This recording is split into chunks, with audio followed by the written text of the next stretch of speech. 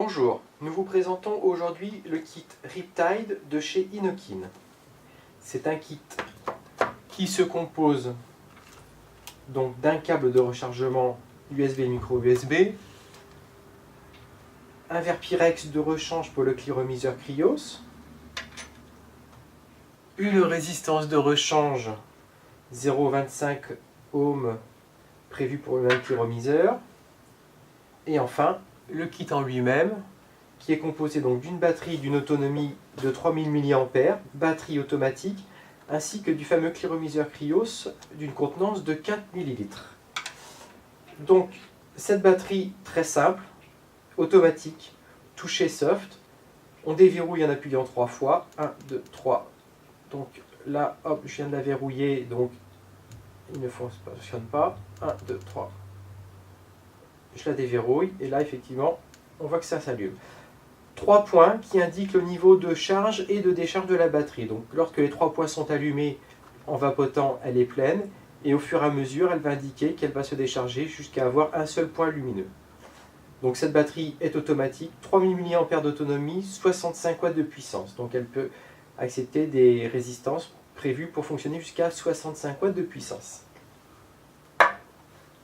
Elle est associée donc au cliromiseur Krios que l'on connaît bien, une contenance de 4 ml, le drip tip, filetage 510, bac d'airflow pour régler l'entrée d'air en bas.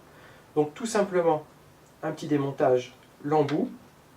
Pour faire le remplissage, on dévisse la partie haute, la bague, et on effectue le remplissage tout simplement par un des trous extérieur le long de la paroi, comme ceci. On remplit son cliromiseur.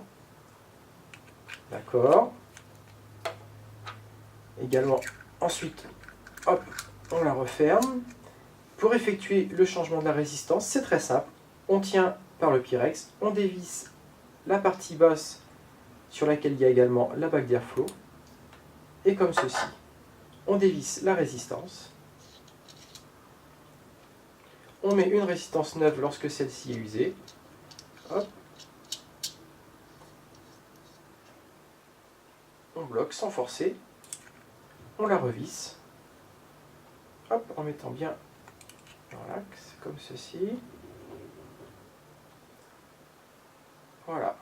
Et comme je vous le disais, donc, on effectue le remplissage par le haut. Donc, on veille à ne pas dépasser évidemment la lumière haute. Bien entendu, lorsque la résistance est neuve, il faut veiller à attendre que le liquide imbibe bien le coton. Donc dans ce cas-là, on attend au moins 5 à 10 minutes minimum pour être sûr de ne pas avoir de problème de résistance grillée, avec un goût très désagréable. Ensuite, donc, on referme. Comme je le disais, on patiente 5 à 10 minutes, qui peut le plus, peut le moins. On adapte le drip tip. On visse le cliro. Et c'est prêt à fonctionner. On commence par ouvrir l'air et ensuite on adapte l'ouverture à son goût. Et voilà, c'est prêt à vapoter.